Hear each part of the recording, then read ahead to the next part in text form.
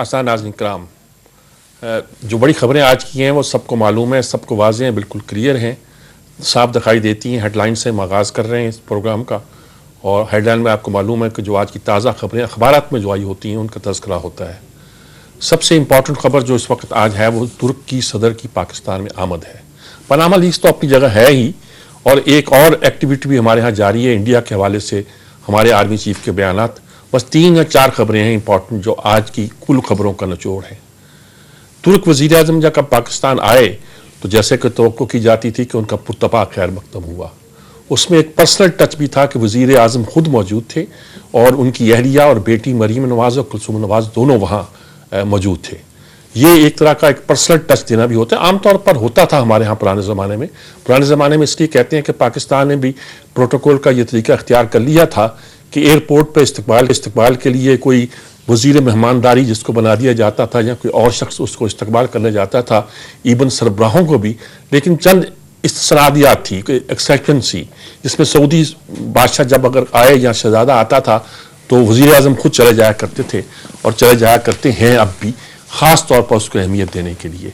हम अब भी इस मिले जुले प्रोटोकॉल पर अमल कर रहे हैं। और ये भी होता था कि जब किसी मेहमान की अहलिया या खातून कोई साथ होती थी तो वज़ीर आज़म की अहलिया जो भी खातून उस वक्त हुआ करती थी, अयूब खां के ज़माने में उनकी बेटी हुआ करती थी, नसीम और अकज़ब क्या नाम था उनका, वो अमूमन आया करती थी क्योंकि उनकी अहलिया आमतौर पर ऐसी तकरीबात में शामिल नहीं हुआ करती थी। तो ये सारा एक रवाज रहा था। इस वक्त ख़ास तौर पर उसको पर्सनल टच दिया गया और उनका इस्तकबाल एयरपोर्ट पे किया गया। वो ऐवान सदर गए, एक फॉर्मल शक्ल दी गई और पहली बार नज़र आया कि पाकिस्तान में सदर भी होता है, सदर की अहमियत भी है। फिर यह भी बताया गया कि दोनों की 1-to-1 मुलाकात हुई है, यानी हमारे सदर की, यानी आप ऐसे मामूली ना समझे हमारे ममनून हुसैन साहब को, उनकी और तैयब अर्दवान की। तैयब अर्दवान भी सदर हैं, वज़ीर आज़म नहीं है, और इस वक्त वहाँ के आइन में वज़ीर आज़म को इख्तियारात हैं। लेकिन चूँकि लीडर यही है, जिस तरह हमारे ज़माने में था कि वज़ीर आज़म यूसुफ रज़ा गिलानी या परवेज़ अशरफ हुआ करते थे, लेकिन यह है कि सदारत जो थी बड़ी अहम थी। आसिफ जरदारी ही अहम लीडर थे, पार्टी लीडर वो थे, क़यादत उनके पास थी। एक वज़ीर आज़म उनके छोड़ भी गए और उनके छोड़ने के बाद वहाँ कू भी हुई है। बड़े एक तरह के खुशकिस्मत वज़ीर आज़म हैं तुर्की के, ताकतवर भी हैं। उनके बारे में ये तासुर पैदा हुआ और दुरुस्त पैदा हुआ कि वो सेकुलर तुर्की से जो इस्लामी इक़दार का खात्मा कर दिया गया था उनका रिवाइवल चाहते हैं। उनकी तकरीरें भी ऐसी हुआ करती थी। कल भी किसी ने उनकी नज़म पढ़ते हुए दिखाया, इस तरह की बातें करते थे कि हमारी मस्जिदें हमारे खुद हैं, हमारे मीनारे जो हैं हमारी संगीने हैं, वगैरह वगैरह। इस तरह की नज़में भी वो पढ़ा करते थे और बहुत जोश जज्बे के साथ उन्होंने लोगों को मोटिवेट किया था। लेकिन वो जिसे एक तुर्की मॉडल कहते हैं, मॉडरेट इस्लाम के एक परस्तार गिने जाते थे। अरबकान के साथ ये थे।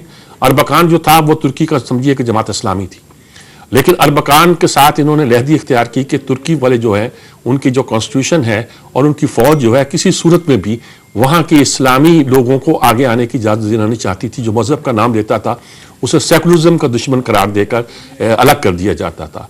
अर्दवान को कामयाबी हुई अरबकान के साथ होने के से अलग होने के बावजूद भी, और अरबकान के ये बड़े मोतकद भी रहे, उसके जनाजे में कंधा भी दिया और कहा कि मेरे मुर्शिद का इंतकाल हुआ है।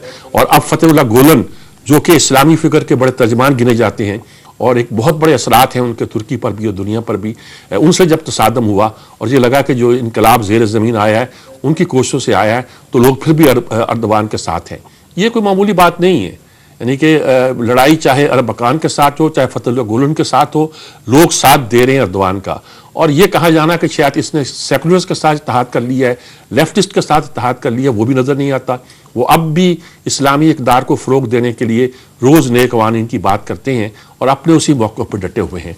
और ये था स्काफ का मसला था, पर्दे का मसला, बहुत से मसाइल जो थे उसमें उन्होंने नई लेजिस्लेशन जो तुर्की में की है। इन मामलात को शायद हम नहीं समझ सकते, सिर्फ वही मुल्क समझ सकता है जो खिलाफत उस्मानिया या खिलाफत इस्लामिया का दारुल हुकूमत रहा हो, मरकज़ रहा हो, और फिर उस पर यह वक्त आया हो कि वहाँ इस्लाम का नाम लेना जुर्म हो गया हो, वहाँ अरबी में अज़ान न दी जाती हो, और वहाँ हर चीज़ जो थी वो जिसका ताल्लुक सेकुलरिज्म से होगा वो दुरुस्त है, और जो मज़हब का नाम लेगा ख़ास तौर पर इस्लाम का लेगा वो मतून गिना जाएगा। तो उसमें तैयब अर्दगान इस्लामी दुनिया के एक बड़े लीडर के तौर पर उभरे, एक मॉडरेट इस्लाम के तौर पर वेस्ट ने भी उनका इस्तकबाल किया। नेटो ये EU वाले जो उनमें शामिल नहीं करना चाहते थे, और बड़ी बात यही थी कि एक मुस्लिम आबादी का इतना बड़ा मुल्क उनमें शामिल हो जाएगा। अब उनको नजर आने लगा कि तुर्की से नजरअंदाज नहीं कर सकते। उन्होंने उसके बगैर भी अपनी मईशत को इतना मजबूत कर दिया कि दुनिया की जो 20 बड़ी मईशतें गिनी जाती हैं, 10 ही बल्कि उनमें से तुर्की शामिल हो गया है। और एक ज़माना था कि हम कहते थे कि हम इस आलम इस्लाम के बहुत बड़े गोया तरक्की याफ्ता तरीन मुल्क हैं, लेकिन अब हमें मानना पड़ता है बहुत सी चीज़ों में मदद के लिए हमें तुर्की की तरफ देखना पड़ता है। चीन और तुर्की हमारे इस वक्त 2 डिपेंडेबल दोस्त हैं। अभी 2 साल पुरानी बात थी कि हम समझते थे कि हमारी खारजा पॉलिसी का मरकज़ महवर सऊदी अरब है। अब सऊदी अरब के साथ वो वक्त आया है कि शायद अमेरिका भी उसके साथ उस तरह नहीं है, और हम भी अमेरिका के साथ उस तरह नहीं है। शायद हालात बदलते हैं। सऊदी अरब और ईरान के तसादम में भी हम एक मकमसे में तो नहीं, बल्कि एक ऐसी सूरत हाल से 2-4 है जिसमें हमें अपनी नई राहें तलाश करनी पड़ती हैं, और ये नई राहें हमारी पुरानी राहों से मिलती है जो तुर्की से होकर गुजरती थी। मैं ये तो नहीं कहता पाकिस्तान ईरान तुर्की का एक नया इत्तेहाद बन रहा है, लेकिन ये ज़रूर कहता हूँ कि पाकिस्तान अपनी आलम इस्लाम के बारे में खारजा पॉलिसी को तुर्की की नज़र से ज़रूर देखता है और उसके साथ मिलकर तय करता है। ख़ास तौर पर ईरान और सऊदी अरब के मामला को इस तरह देखना एक बहुत सूदमंद फ़ायदा भी है कि सऊदी अरब के साथ तुर्की के अच्छे ताल्लुकात हैं, ईरान के साथ शाम के मसले पर तसादम भी है। उसमें अब तब्दीली भी आएगी, जो वहाँ तुर्की में इनकलाब आया उसके नतीजे के तौर पर यहाँ शाम की सूरत हाल के हवाले से। लेकिन बहरहाल ये सूरत हाल है। वो कल आज लाहौर भी आ रहे हैं। लाहौर की माल रोड 3 से लेकर 10 बजे तक बंद रहेगी जी, और तमाम ट्रैफिक के लिए बंद रहेगी। बच्चों को स्कूल में 12 बजे छुट्टी दे दी जाएगी, और उसके बाद वो वहाँ नहीं उस सड़कों पे कोई, इसलिए कि मेहमान को आज ले जाके शाही किले में शायद हमारे यहाँ ज़ियाफ़त का इंतज़ाम भी है। उनको लाहौर के तारीख़ी शहर में भी लाया जाएगा, दिखाया जाएगा, और ज़ाहिर है कि उनके लिए अट्रैक्शन यहाँ मौजूद है। लाहौर की एक तारीख़ी अहमियत है जो आने वाले मेहमानों को, ये नहीं है कि वफाक सिर्फ लाहौर में लाता है, कहीं और लेके नहीं जाता है, बल्कि ये कि लाहौर की एक तारीख़ी अहमियत है। चाहे अयूब खान का ज़माना हो, चाहे उससे पहले का ज़माना हो, जब गैर मुल्की मेहमान आया करते थे तो लाहौर की सड़कों से गुजरा करते थे और लाहौर को देखते थे। उस वक्त लाहौर ज़्यादा तारीख़ी लगता था, ज़्यादा खूबसूरत लगता था। खैर लाहौर अब भी खासा खूबसूरत है, लेकिन ये बात एक तारीख़ी शहर के तौर पर मेहमानों को यहाँ लाया जाता है। इकबाल का बाज़ार यहाँ है तुर्की के लिए, उसकी भी अहमियत है। वैसे तो तुर्की का इस्लाम भी वो है जो दाता गंजबख्श यहाँ लेकर आए थे। तो हमारी तो बहुत सी ट्रेडिशन मिलती है, हमारे खाने, हमारा कल्चर बहुत सा जो सेंट्रल एशिया से आया है वो तुर्की के खासा करीब दिखाई देता है जी। अच्छा, एक तरफ तो ये सूरत हाल है, वो हम भी शायद ग्रेटर इकबाल पार्क का इफ्ताह करेंगे। इकबाल पार्क जो हमारे हैं उसकी वुसअत के साथ उसका इफ्ताह होगा। तो ये सारी चीज़ें जो हैं ये 2 दिन हम तैयब, और उसमें यह कि एक बड़ा मसला हमारा सियासी पैदा हुआ कि बाइकआउट किया हुआ है पार्लियामेंट का हमारे इमरान खान साहब ने, PTI ने, और शाह महमूद कुरैशी मिले थे, उनसे वफद गया था, और तवक्को पैदा हो गई थी कि शायद हम अपने ताल्लुकात की बुनियाद पर, और शाह महमूद कुरैशी के लहजे से भी ऐसा लगता था, बल्कि साफ दिखाई देता था कि ये जो है ये ख़त्म हो जाएगा और बाइकआउट ख़त्म कर दिया जाएगा।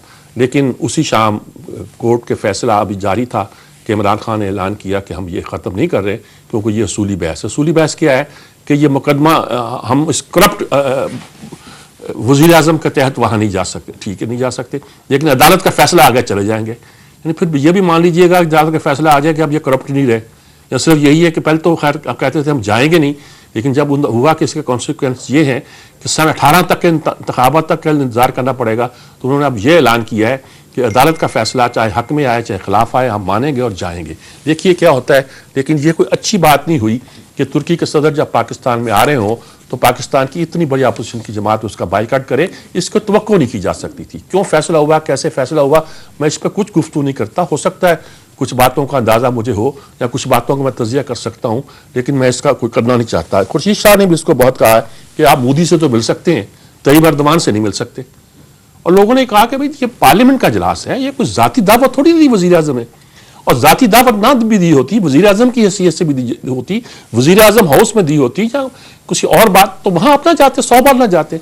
लेकिन ये पार्लियामेंट का इजलास, पार्लियामेंट तो स्टेट को रिप्रेजेंट करती है। लोगों ने बहुत अच्छी इसमें दलाइल भी दी है, लेकिन न जाने क्यों PTI जो है इस बारे में बड़ी क्लियर है कि वो नहीं जाएगी। आज अलबत्ता उन्होंने मुकदमा भी लड़ना अपना, आज कोर्ट की हेयरिंग भी है, और आज कोर्टिंग पनामा की जो हेयरिंग्स है उसमें बड़ा शोर पड़ा हुआ है। एक जो कतरी शहजादे का बयान आया है वो ज़ेर बहस बहुत आ रहा है जी, बहुत लोग मजे लेके, ये कहाँ से आ गया। अच्छा, उसमें कुछ आप खारजा पॉलिसी की हदूद को क्रॉस कर रहे हैं जी। कल मैंने एक पीटीआई के एक बड़े ही जिससे मैं कहता हूं इत्ज़ाल पसंद समझदार लीडर को ये बात कहते सुना, शफकत महमूद को कहते सुना, छुपाने की बात क्या है, और कि वो कतरी वजीरे शहजादे पर भी कुछ उनके किरदार पर भी गुफ्तगू कर रहे थे कि उसने ये किया, उस पर ये केस था, उस पर फलां था, उस पर फलां। देखो भाई, जो ये हमारे जितने मिडल ईस्ट के लोग हैं, ये जो शहजादे हैं या बादशाह हैं, इनका अपना कल्चर है, इनके अपने पर्सपेक्टिव है, हमें उसकी रिस्पेक्ट करनी चाहिए। जिस तरह हम दूसरे लोगों से तवक्को करते हैं कि हमारे कल्चर, हमारी तहजीब की रिस्पेक्ट करेंगे। अब पूछ रहे हैं जी वो अदालत में आएंगे, ओ भाई बात सुनो, शहजादे इस तरह अदालतों में आया करते हैं दूसरे मुल्कों की अदालतों में वही देने के लिए।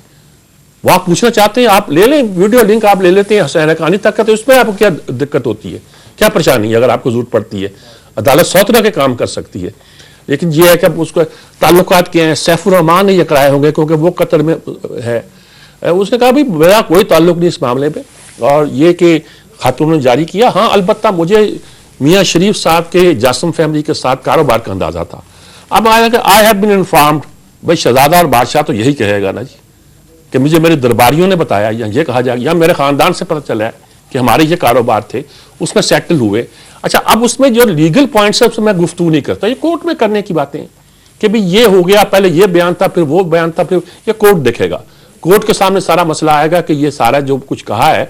अगरचे इस वक्त 2 बातें में हम कहा करते थे कि कोई किसी सऊदी का, किसी यूएई का, या किसी कतर के बंदे या मिडिल ईस्ट के किसी शेख का बयान आ सकता है कि हमने उनसे कर्जा लिया था। अब ये कर्जा भी नहीं है, ये गोया इन्वेस्टमेंट है, और उस इन्वेस्टमेंट के सिलसिले में उनको पे बैक किया गया है। इन्वेस्टमेंट भी कब की है? मियाँ शरीफ के ज़माने की।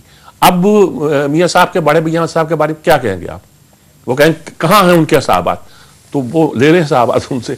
तो ये सारी सूरत हाल जो है, लीगल इसकी क्या नक्शा है वो तो कुछ दिखाई देता है, लेकिन दूसरी शक्लें जो सियासी तौर पर क्या है या अखलाकी तौर पर इस पर लोगों को क्या असर पड़ता है, लोग इससे क्या तासुर लेते हैं। लोग ये कहते हैं जी, ये अब सोशल मीडिया पर चल पड़ा जी, आ जाते हैं पैसे देने के लिए। पैसे तो उन्होंने नहीं दिए, लेकिन ये सारी आ जाते हैं मदद के लिए, चलो ये भी कह सकते हैं। ये सारी वो बातें हैं जो कि एक ऐसी क्लास की है, अशराफिया कह लीजिए, कुछ कह लीजिए, या ऐसे कल्चर की है जिसे कारपोरेट कल्चर कह लीजिए, या एक ऐसी दुनिया की है जो दुनिया में एग्जिस्ट करता है, और जिसकी एग्जिस्टेंस के बारे में, जिसमें होने वाले बहुत से मामलात को हम तो नाजायज समझते हैं। जैसे ऑफशोर कंपनियों को वहां नाजायज नहीं समझा जाता, अगर नाजायज समझा जाता तो ये ऑपरेट कैसे करती बरतानिया में या अमेरिका में। ये कुछ और किस्से हैं जिसको हमें देखना होगा और समझना होगा, लेकिन इसमें कोई शक नहीं है कि पनामा लीक्स ने नवाज शरीफ पर ये अखलाकी तौर पर सियासी मैदान में खासे असरात डाले हैं, और वो इम्पोर्टेंट असरात हैं जो दूसरी शक्ल में सामने नहीं आ सकते थे। दूसरी बात कल हमारे यहाँ ये हुई है कि खैरपुर टामे वाले में जैसा कि कल हुआ है उसका वहाँ मशकें हुई हैं फ़ज़ाइया की, और दोनों मशकें, और बड़ी बड़ी फ़ौज की, रहील शरीफ भी थे वहाँ। नवाज शरीफ गए वहाँ के, और वहाँ उन्होंने ख़ताब भी किया, और वहाँ उनकी बॉडी लैंग्वेज मुझे बहुत लगा था कि बताया जाता है कि थके थके थे। मैंने उस वक्त तो टीवी को नहीं देखा, मैंने उस वक्त देखा जब वो तकरीर कर रहे थे, और वो पी कैप पहने हुए थे जो गालबन मशकों के सिलसिले में दी गई होगी। हमें भी जब ज़रब अज़ब वगैरह थे तो हमें भी कैप्स दी गई थी, ज़रब अज़ब ये असलम बे के ज़माने की। फिर पाकिस्तान फ्लीट में बुलाया तो उन्होंने दे दी, फिर एयर फोर्स की मशकें तो उन्होंने दे दी। तो मैं सैर के लिए जाता था तो रोज़ एक नई टोपी फ़ौज की पहन कर जाया करता था, कभी फ़ज़ाइया की, कभी बहरिया की, कभी बड़ी फ़ौज की। और ये टोपियाँ इस तरह की होती हैं, वो टोपी उन्होंने पहनी हुई थी, उन्होंने किया आके, उन्होंने बॉडी लैंग्वेज ही बता रही थी। रहील शरीफ भी ज़रा रिलैक्स लग रहे हैं, वो हमेशा टेंस तो नहीं थे, लेकिन वो जैसे लिए दिए रहते थे। अब ज़रा थोड़ा सा लगता है कि वो जैसे वाइंड अप एक सिलसिला है, उसमें अब वो मीटिंग्स भी वैसे ही कर रहे हैं। कल वो ऐवान सदर में भी थे, और उनसे पूछा गया कि भाई आपने 7 बंदे मरवा लिए अपने, उन्होंने कहा कि उनके 11 मरे हैं, और इस दिनों में 40 से 44 जो हैं उनकी कैजुअल्टीज़ हुई हैं इंडिया की। वो अपनी वर्दी वालों कैजुअल्टीज़ मानते नहीं हैं, लोगों को बताते नहीं कि फौजी मारे गए। उन्होंने कहा मर्द हो तो आओ सामने आके बात करो। उन्होंने कहा मोदी को पता चल गया, अच्छी तरह पता चल गया है कि हम क्या कर सकते हैं, हमारे पास क्या इम्कानात हैं, और अच्छी तरह समझ आ गई है कि हमारी पॉसिबिलिटीज़ क्या है, अहलियत क्या है। तो रहील शरीफ ने बड़े 2 टोक लफ्ज़ों में कहा कि कोई हम ऐसे नहीं है कि आप इंडिया बैठ के आप वहाँ 2-3 प्रसाद बैठ कर लगा रहे और कहे कि हम ये कर सकते हैं वो कर सकते हैं। उससे अच्छी तरह अंदाज़ा हो गया। नवाज शरीफ की वहाँ तकरीर थी, उससे भी ये पता चला कि पाकिस्तान कैपेबल भी है और इस मामले में जवाब भी देगा तो ठीक ठाक देगा जी। ये महाज भी हमारे यहाँ गर्म है और अभी गर्म चलता दिखाई देता है जी। और दूसरी बात ये जी, हाँ एक फिक्रा और कहा कि हमारे फौजियों को एक ही आर्डर है कि कोई आर्डर नहीं है, आपको उधर से कोई हथियार नहीं, दुश्मन को तहस नहस करना है, बस यही आर्डर है। तो इसलिए कोई उनको इंतजार करने की जरूरत नहीं पड़ती। दूसरी तरफ कराची में एक डेवलपमेंट ये हुई है कि वसीम अख्तर जो कि वहाँ के मेयर इलेक्ट थे वो कैद में थे और मुकदमा कोई 39-40 थे, आखिरी मुकदमे में उनकी बेल हो गई और शाम से पहले पहले रहा हो गए। और वो शोहदा का मज़ार जो यादगार जो बनाई हुई है जिसे वो कहते हैं उसके पास 90 के पास, तो वहाँ वो जा रहे थे कि वहाँ कहते हैं कि लंदन के ग्रुप ने उनका रास्ता रोका, दोनों में तसादम हुआ कारकुनों में, लेकिन फिर ये हुआ कि रेंजर्स ने इनको वहाँ से हटाया कि भले फिर इनको हटाया कि आप जाएं। इससे अंदाज़ा होता है कि कराची में तमाम बातें अभी सेटल्ड नहीं हैं। ये शुरतुल्लाबाद और मुशर्रफ की तरफ भी नज़रें उठ रही हैं और MKM कह रही है, ज़ाहुर हसन कह रहे हैं, ज़ाहुर हसन कह रहे हैं कि यहाँ मेंबरशिप की तो गुंजाइश है, क़यादत की गुंजाइश नहीं है। ये लोग कल फ़ारूक सत्तार वगैरह भी वहाँ थे, ये अब कहते हैं कि नए अहद का आगाज़ करेंगे। कल वसीम अख्तर की लहजे में एक नरमी थी और अगर अपने लहजे में वो यही नरमी रखें और जिस नरमी के ज़रिए 14 साल निकाल दिए हमारे शुरतुल्लाबाद ने, अगर आप भी यही नरमी रखें और अपने लहजे का जो राजस्थानी अंदाज है, मैं कुछ पन के साथ इस्तेमाल करना चाहता हूँ वो नहीं, वो कम करें तो आप कराची की ज़्यादा खिदमत करेंगे, कराची की आवाम की ज़्यादा खिदमत करेंगे और पाकिस्तान की भी इससे बेहतर खिदमत जो है अंजाम पाएगी। बस यही खबरें जी। आप बाकी छोटी छोटी खबरें बहुत सारी हैं लेकिन बड़ी खबरें यही हैं। डॉक्टर आसम को भी उनके हॉस्पिटल में इलाज की इजाज़त दे दी गई है। उनका अपना ज़ियाउद्दीन अस्पताल है तो इसमें तो कोई अनफेयर बात नहीं कि अपने अस्पताल में रहें, इलाज कराएं। अब आप 100 कहेंगे जी उसमें 100 सहूलतें मिलेंगी, ये करेगा वो होगा, लेकिन कुछ भी कह लें, ये मेरे ख्याल में एक मुनासिब फैसला है जो बिल आखिर किया गया है जी। वक्फा लेते हैं, वक्फे के बाद हाज़िर होते हैं।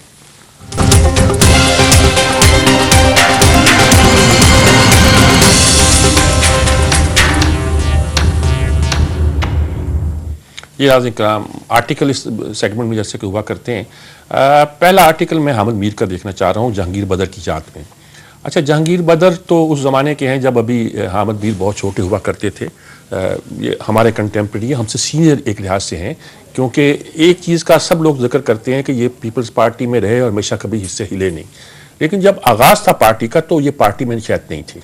शायद मैं इसलिए कह रहा हूँ कि ये इसके क्या कॉलेज नाम, हैले कॉलेज ऑफ कॉमर्स के ये प्रेसिडेंट थे, 2 बार इलेक्ट हुए और इसको राइट विंग की तरफ से गिना जाता था, लेफ्ट विंग के खिलाफ। जमात इस्लामी जमीयत के साथ नहीं थे लेकिन राइट विंग के गिने जाते थे। इन्होंने यूनिवर्सिटी में इलेक्शन लड़ना चाहा लेकिन जमीयत ने इनके मुकाबले में पहला इलेक्शन था जब वो हवस अजीज को खड़ा कर दिया। अगले साल भुट्टो जीत गए तो ये भुट्टो के बैच के साथ इनको इलेक्शन लड़ाया गया तो ये हफीज़ खान से 400 वोट से हार गए। उसके बाद ये कंसिस्टेंट है पीपल्स पार्टी के साथ और वहाँ अप्स एंड डाउन्स देखे। ये खालिस एक कारकुन थे। इसमें तस्करा है, जावेद चौधरी ने भी लिखा है आज उनकी कहानियों का कि इनको वालिद जो है जब पुराने लाहौर में जाए तो जगह दिखाई जाती है, वो छोटी सी दुकान जहाँ इनके वालिद समोसे और पकौड़े बेचा करते थे। एक छपाया भी नहीं, वो एक गरीब आदमी यानी कि पस मंजर से उठ के आए थे और सच्चे मानों में सियासी कारकुन थे। इलेक्शन जीता भी हारा भी, 88 में जीता, 90 में वो शहबाज शरीफ से हार गए, फिर उन्होंने अपनी कॉन्स्टिट्यूंसी बदल दी, पुराने लाहौर से निकल के वो दूसरे गुलबर्ग वगैरह इलाके में आ गए। तो उस वक्त भी हामिद भी लिखते हैं कि मैंने कहा कि तुम सूबे में और उसमें लड़ रहे हो तो किसी इलेक्शन कैंपेन पर गया हुआ कौन जीतेगा, तो उसने कहा जी पंजाब का वज़ीर आला कौन होगा, किसी ने कहा जहांगीर बदर। तो उन्होंने कहा फिर ये हरा दिए जाएंगे और वो हरा दिए गए कि जिस तरह हुकूमत की जाती है। लेकिन उस अप्स एंड डाउन के साथ इन्होंने बड़ा अपना साथ दिया, लेकिन बेनज़ीर के बहुत करीब हो गए थे और जरदारी साहब के आने के बाद जरदारी साहब ने बहुत से लोगों को पीछे कर दिया था जो बेनज़ीर के साथ थे, ये उनमें शामिल थे। जावेद चौधरी ने तो 3 चीज़ें गिनवाई हैं जो ख़ास तौर पर ये गिनी जाती हैं कि वो हैरान कुन थी। एक तो ये कि नवाज़ शरीफ से माहिदा उनका, दूसरा ये है कि अपने जो बेनज़ीर के बहुत से कारकुन थे उनको पीछे कर देना और इस नतीजे के तौर पर जो वहाँ असरात पैदा हुए उनका तज़किरा भी उन्होंने किया है। तो इसके लेकिन सही बात यही है, यही जा सकती है कि उस जब जावेद चौधरी ने ये दोनों चीज़ मिला रहा हूँ कि बहुत से लोग मसलन रज़ा रब्बानी वगैरह पीछे हट गए थे, लेकिन जहांगीर बदर के भी यानी कि एक बरादरी निस्बती को अकोमोडेट कर लिया गया था, जिसमें बाद में बड़े मुकदमात बने वगैरह, और ये कहा करते थे कि फैसल साले हयात अक्लमंद निकला, मैं ही बेवकूफ़ था।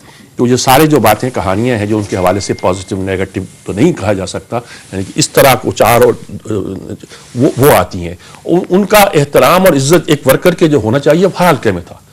मतलब मैंने बताया यूनिवर्सिटी के ज़माने में एक तरह की हमने इलेक्शन के ज़माने के मुखालिफ थे, लेकिन ज़िंदगी भर उनसे ताल्लुका बड़ा दोस्ताना भी रहा और हमेशा रहा, कोई ज़्यादा मिलना जुलना नहीं था, लेकिन जब भी मिले हैं मोहब्बत के साथ ही मिले हैं जी।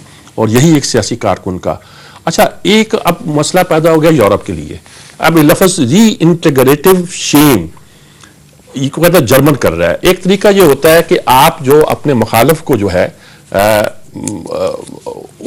उसको यानी बंदे पर एतराज करें कि ये ट्रंप गलत है, दूसरा कि बंदे के इकदामात पर इस तरह एतराज करें कि उसके वापसी का रास्ता खुला रहे।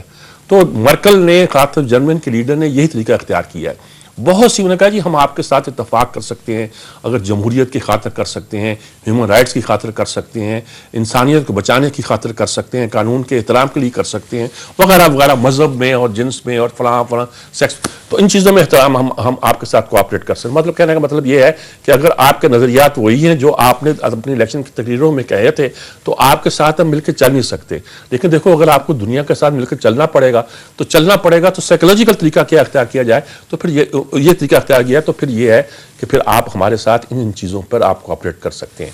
तो ये एक ख्याल किया जाता है कि जर्मन के पास एक नया रोल है जो उन्हें अदा करना है, क्योंकि ये शख्स तो नेटो के भी खिलाफ है, यानी यूरोप के खिलाफ है, ये सब मैक्सिको के खिलाफ है, यानी जनूब में अपने उसके खिलाफ है, ये शख्स एशिया में मिडिल ईस्ट में पॉलिसी है उसके खिलाफ है, इसराइल क्या सोच रहा है, इसराइल चिड़ भी रहा है, उस पर भी आर्टिकल है, चिड़ रहा है, कर रहा है, ये कर रहा है, और फ़लस्तीन वाले भी कोई खुश नहीं है। तो ये क्या करेगा? दुनिया रूस के साथ ताल्लुका बनाना चाहता है, रूस डर रहा है ताल्लुका कैसे बनाए। एक आर्टिकल है कि डिटरेंट बाद में आएगा, जतांते बाद में आएगा, डिटरेंट पहले आएगा, यानी पहले आप इसके साथ यानी ताल्लुका बेहतर होने लगे थे। जतां का ज़माना कहते हैं, बुश का ज़माना, बाद में ज़माना, फिर वो ताल्लुका ख़राब हो गए, यूक्रेन का जब मसला पैदा हो गया। अब कैसे हो सकते हैं?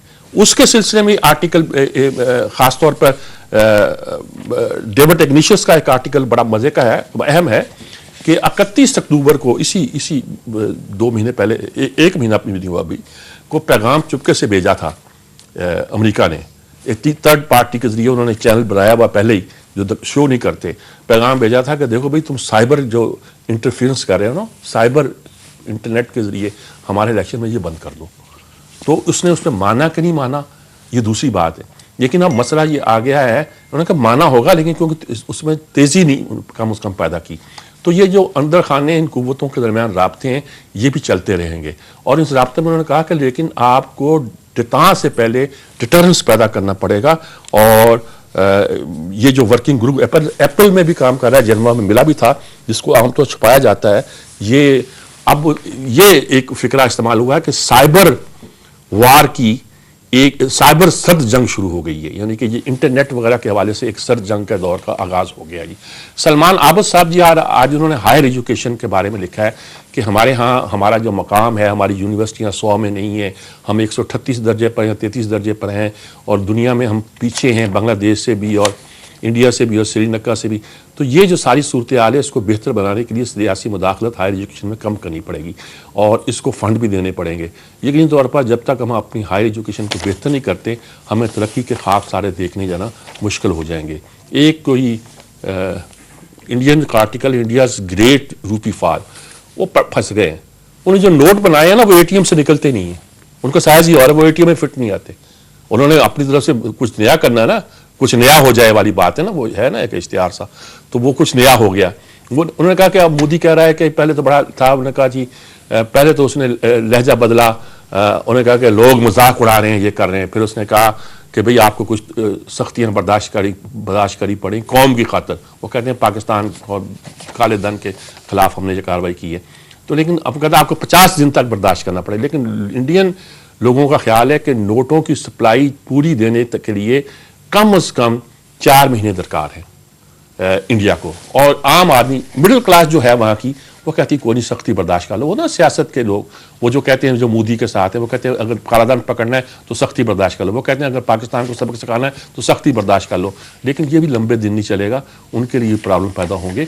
तो वो एक नई सिचुएशन, एक क्राइसिस से इंडिया में गुजर रहा है और उसको अब एक और तरह से देखा जा सकता है।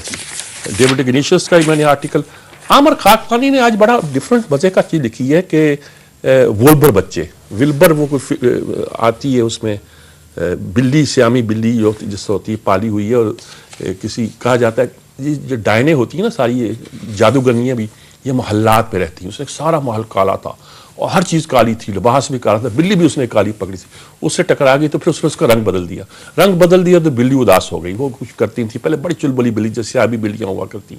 फिर उसने देखा कि अपने जादू से उसने देखा कि ये तो बात बड़ी गड़बड़ हो गई है, फिर उसने महल का रंग चेंज कर दिया और बिल्ली उसको अब नजर आनी शुरू हो गई। तो उन्होंने कहा कुछ बच्चे भी होते हैं जिनको हमें इसी तरह ट्रीट करना पड़ता है। उन्होंने कहा लफ्ज़ विल्बर है लेकिन हमारे बच्चे उससे वॉल्बर कहते हैं, तो मैं भी वॉल्बर ही कह रहा हूँ। तो उन्होंने कहा ये वॉल्बर बच्चे जो होते हैं ये बड़े नखरीले होते हैं, हर चीज़ पर सेंसिटिव होते हैं और वो हर चीज़ पर तासर लेना करते हैं।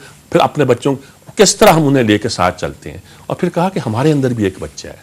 वो शेक्सपियर ने कहा था child is the father of man. ये बड़ी एक हदीस में भी है। और फिर एक नज़म, मुझे अपनी नज़मों का जिक्र करता है नहीं, मैं भूल बसरा ज़माना है, शायद 30 या 40 फ़नून में छपी थी। उसमें भी एक बच्चा ज़ख्मी होता है लेकिन अगले लम्हे वो मुस्कुराता दिखाई देता है। बच्चों के एटीट्यूड डिफरेंट होते हैं। उसी हवाले से गालिबन कुछ मैंने तजर्बा किया होगा और कही होगी और बात सामने आई होगी जी। एक आखिरी चीज़ ये है कि क्या ये आइसोलेशनिस्ट पॉलिसी जो अमेरिका की है ये एशिया में भी कायम रहेगी? देखिए ना, ये मिडल ईस्ट में इसराइल, फ़लस्तीन की रियासत अब बन सकती है, फ़लस्तीन अथॉरिटी जो है वो एग्जिस्ट करेगी। वो कहते हैं गज़ा में इलेक्शन नहीं होंगे, मगरबी किनारे पर इलेक्शन होंगे। यानी फ़लस्तीन की जो अथॉरिटी बनाई थी, मुल्क तो नहीं बनाया था, उसको भी कमतर दर्जा देने को तुले हुए हैं। क्या होगा? तो अगर ना ये अबैंडन तो नहीं कर सकता। और वही यूक्रेन के बाद मसला बदला है, लेकिन ये अब आसान नहीं होगा कि वो जहां उन्होंने फ़ौजें लगाई हुई हैं उसे आसानी के साथ वहां से फ़ौजें निकाल लें। यानी फ़ौजें लगाना तो आसान होता है, फ़ौजें निकालना जो होता है वो खासा मुश्किल होता है जी। यही आज के आर्टिकल हैं जिनको तेज़ी के साथ मैंने जिनको ख़त्म किया है ताकि हम अगले सेगमेंट की तरफ बढ़ सकें जी। वक्फा लेते हैं, हाज़िर हो।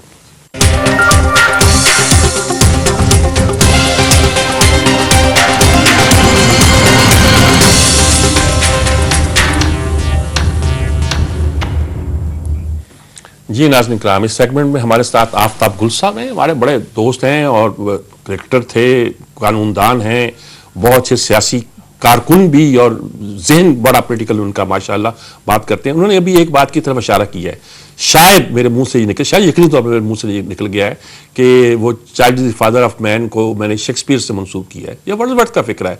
उन्होंने मेरी याद दहानी कराई और मैंने कहा कि मैंने शेक्सपियर कहा, शेक्सपियर ऐसा तारी है हम पर कि अंग्रेजी की बात होती है तो वर्ड्सवर्थ तक को भूल जाते हैं और शेक्सपियर कह जाते हैं। मुझे अच्छी तरह इल्म था, मैंने गलत कहा और गलत निकल गया, इसलिए वजाहत अभी किए देता हूँ जी। अस्सलाम वालेकुम आफ्ताब गुल साहब। कैसे हैं आप? ठीक है, खैरियत से हैं? खैरियत से हैं? हाँ बिल्कुल जनाब, क्या हालात है, क्या हो रहा है? एक तो मोदी बड़ा चहक रहा है। देखें हाँ। ये 5 मिनट में तो ये बात देखें आप। ये मैं पहली तो बात में ये करना है, दो चीजें मैं करना चाहता हूँ, 3।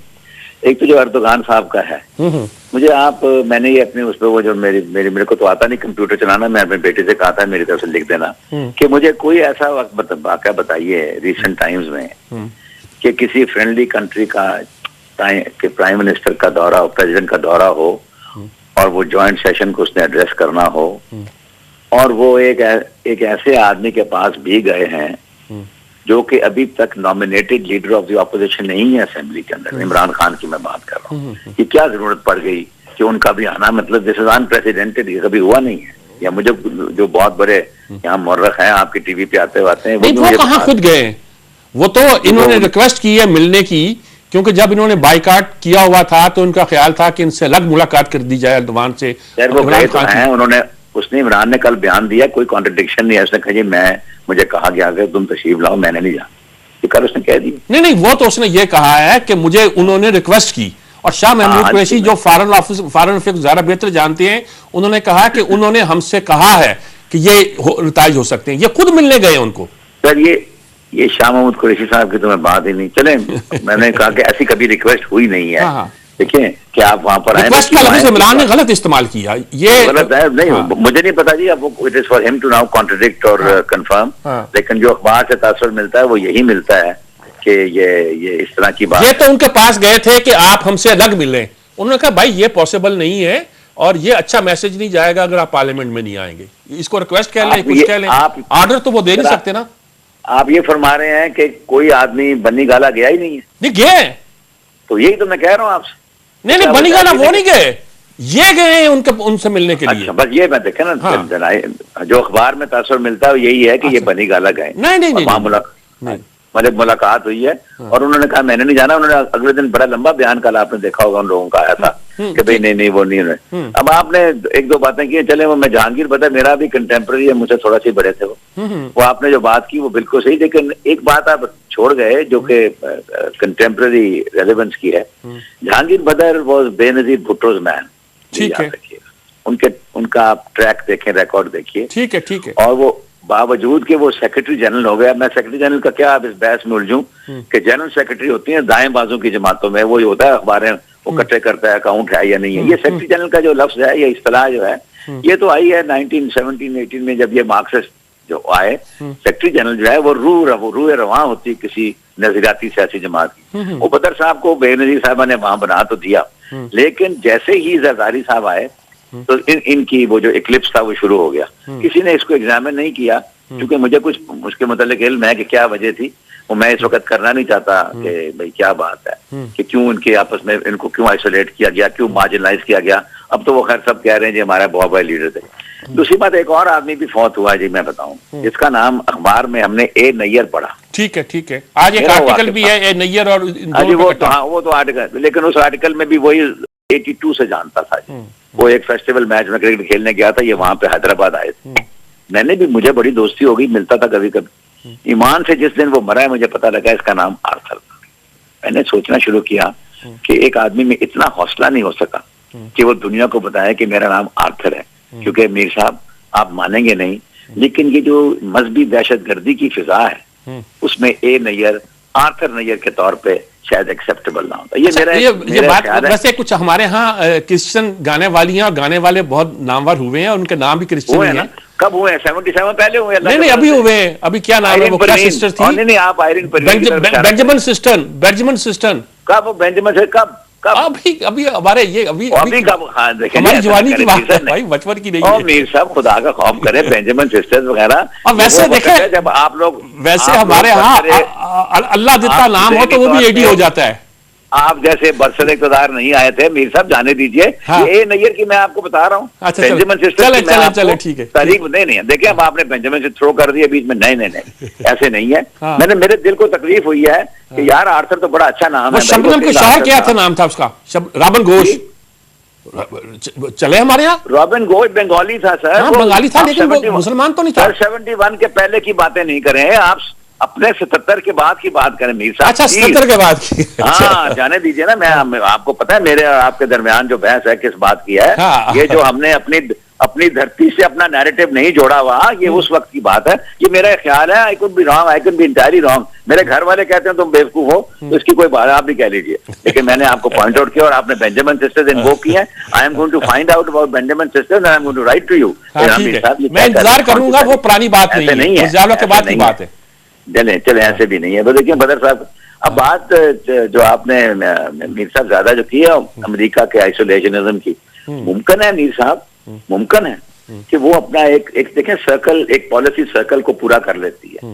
ये जो मॉनरो डॉक्ट्रिन वगैरह थी, आपको याद है पहली जंग में तो ये बिल्कुल आए नहीं, दूसरे में भी अगर वो हमला शमला ना करे शायद उनके अंदर, ये अमेरिकनों को एक अपने अंदर एक बहुत बड़ा जोम है और वेरी राइटली सो। वो वाकई देखें सर, कितना 60-70% एरिया अंडर डेवलप्ड है। ये नहीं कि जमीन पड़ी हुई है तो करोड़ों एकड़ के ऊपर जमीन पड़ी हुई है, वो खुला डुल्ला, मतलब वो उनको वो कहते, मुमकिन है वहां पे ऐसी फीलिंग आ रही हो कि भाई ये क्या लोग आ गए हैं, यहाँ गोलियां चलाते हैं, ये करते हैं, नीचे से आ गए, हमारे जॉब्स चले गए। आई डोंट नो, लेकिन ये जरूर है कि ट्रंप को अपनी पॉलिसीज बहुत सारी करनी पड़ेंगी। खतरा ये हो जाएगा नहीं तो कि लीडरशिप मगरबी दुनिया की पास ऑन कर रहेगी वेस्टर्न यूरोप को, और Merkel will become the leader of the free, of the so called free, ये गिना जा रहा है, कम रह जाएगा इन्फ्लुएंस। जो कि मैं समझता हूं कि अमेरिका के अंदर वो जो उनकी सेनेट है, उनके जो उनको एक्सपीरियंस पीछे हुआ है और दुनिया में करने का, पुलिसिंग करने का दुनिया का, वो मुमकिन है नेटो वेटो की कोई जो अफादियत है वो कम हो जाए, वो तो है ही, that is very much there. लेकिन मैं समझता हूं कि कुछ थोड़ा बहुत ट्रंप के पर आने से जो आपने फरमाया है वो फर्क होगा। अच्छा, ये आप देख ही रहे हैं। आफ्ताब गुल साहब, छोटी सी बात मैं पूछना चाहता हूं कि ये तो आप ठीक कहते हैं, मर्कल मुझे भी लग रहा है कि वो फ्यूचर लीडर बन सकती है यूरोप की, लेकिन अगर फ्रांस में ली पेन और ये राइटिस्ट यूरोप में आना शुरू हो गए ट्रंप के जैसे, तो फिर क्या होगा? देखिए जी, बैकलैश तो हो सकती है ना जी। देखिए, एक आपने ले पेन की बात की है, और इसका मुमकिन है कि वो भी, I think it's too early to call. मेरे ख्याल से वेस्टर्न यूरोप में खास तौर पे it is too early to call कि भाई ये क्या हो सकता है, किस किस्म का इन्फ्लुएंस वहां से आ सकता है। आपका बिल्कुल सही कहना है, ये एप्रीहेंशन आपकी बिल्कुल बजा है कि लपेन वगैरह जौन से हैं और दूसरी दीगर मुल्कों में छोटी छोटी हैं, ये इनकी जो प्रेजेंस है सर वो छोटी है, अर्बन एरियाज के अंदर है लेकिन छोटी है। लेकिन मैं, अगर आप इस तरह भी तो देखिए ना मीर साहब, कि इतनी दहशत गर्दी के वाक़े इतने ज्यादा, मैं नहीं कह रहा कि मेन स्ट्रीम मुसलमान ये करता है, लेकिन उनको क्या जरूरत है कि वो इस बात को देखें कि ये मेन स्ट्रीम है या सजाद मीर जैसा है।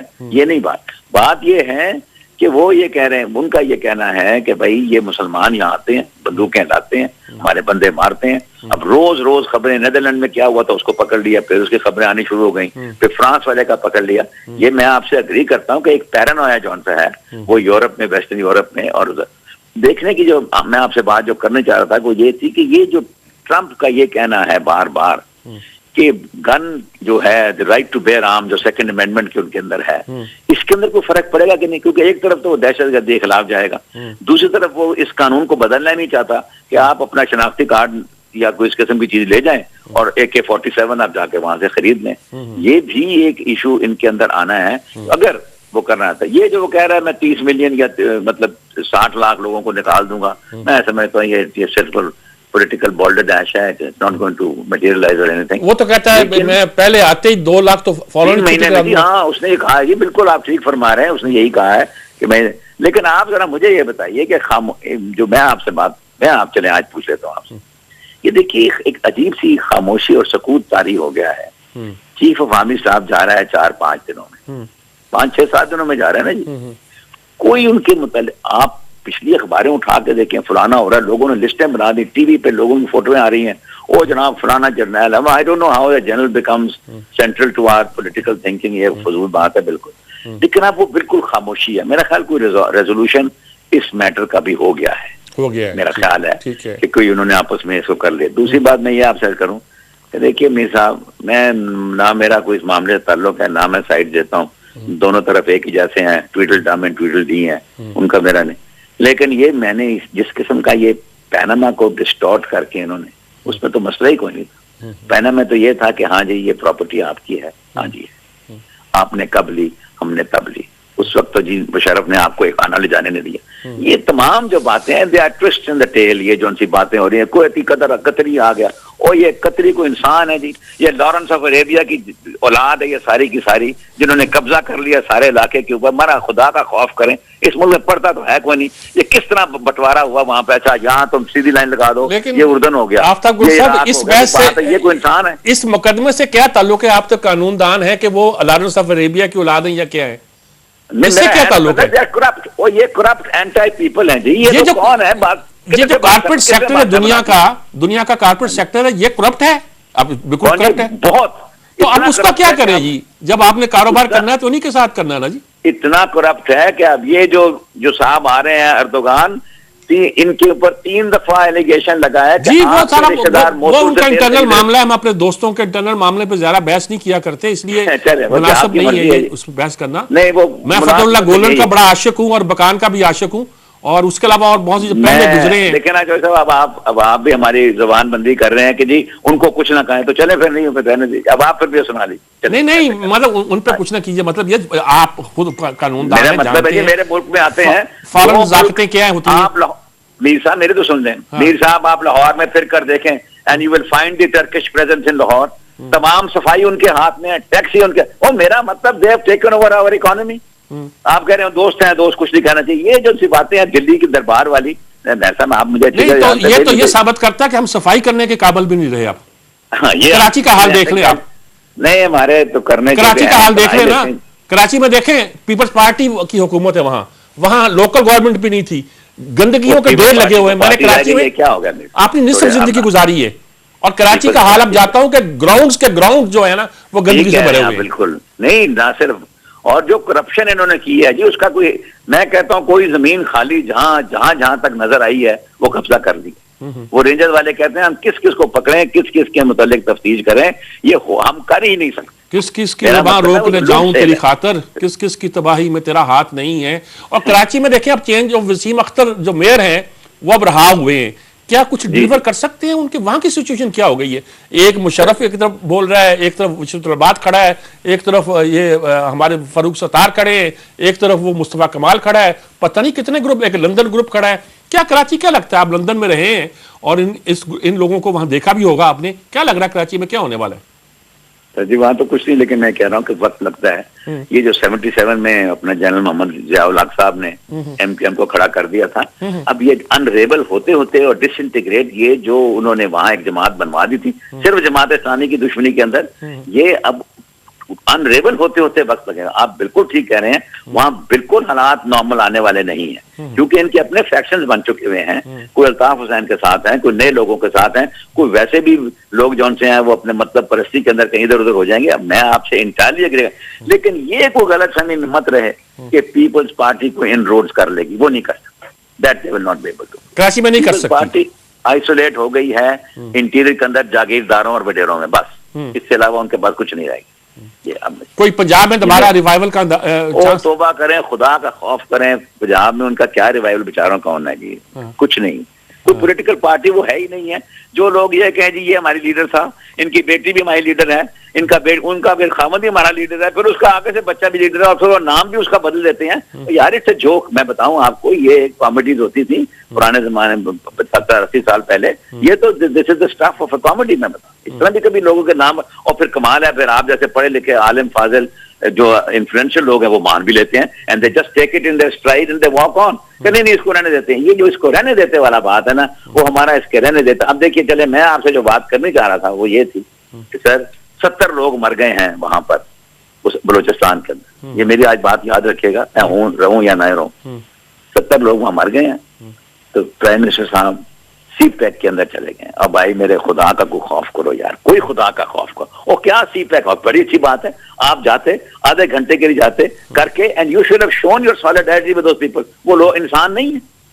मैं बताऊं मीर आपने लंदन का जिक्र किया, मैं को उनके हक में नहीं है, बड़े आराम वो है, मैं क्या उनको कहूँ, कॉलोनाइजर से अल्लाह की कसम। ग्लासगो के स्कूल के अंदर एक बच्ची मर जाए वायलेंस से, तो लंदन की जो फुटपाथ है उन पर फूलों के एक ढेर लग जाते हैं। 72 लोग मेरे भाई मर गए हैं वहां पर बलूचिस्तान के अंदर। कोई गल नहीं, सी पैक होया, बहुत अच्छा हो गया। वो जर्नैल भी उधर चला गया, सेक्रेटरी भी सारे चले गए, अमीर उमरा भी चले गए, अखबारों की जीनत भी बन गए, डॉन से लेकर आखिर तक। और खुदा का खौफ है मीर साहब, ये टीवी आ गया है, इसने हमारे लिए बड़ी बर्बादी फेरी है। कि सुबह सुबह उठते हैं, अखबार पढ़ ली, वॉल स्ट्रीट जर्नल में पढ़ लिया, उसकी बातें यहाँ कर छोड़ी। क्या यार, क्या पैबंदकारी हम कर रहे हैं। इट्स नथिंग इज स्टिकिंग, इसमें कोहेसिवनेस ही कोई नहीं है। मैक्सिमम एक एडहेसिव है, ऊपर आप पट्टी लगा रहे हैं, बच्ची कर रहे हैं। वैसे मैं आपसे बड़ा खुश हूँ कि चले आपने मेरी बातें गौर से तो सुनी है ना। नहीं, आपकी बातें हमेशा बड़े गौर से सुनते हैं। नहीं, मैं तो जी आउट ऑफ प्लेस हूँ। I am totally out of place. मेरा मतलब यू नो, हम कौन से सिस्टम के अंदर हैं जनाब? बात सुने, हम भी आउट ऑफ प्लेस हैं देखा जाए तो। ठीक है, मैं समझता, मैं तभी आपसे बात कर लेता हूँ, ऑनेस्ट टू गॉड। आप मुझे कभी आपने सुना है? I don't talk to anybody. मौज करो जी। नहीं, हम फाइट करेंगे इंशाल्लाह, फाइट करेंगे। कौम के लिए नताइज अल्लाह के हाथ में है। माली दा कम पानी लाना मशका पर लावे, मालक दा कम फल लाना लावे या ना लावे, हमने तो काम करना है जी बस इंशाल्लाह। ठीक है, थैंक यू वेरी मच जी, बहुत शुक्रिया, आपने बहुत हमारी रहनुमाई, शुक्रिया आपका।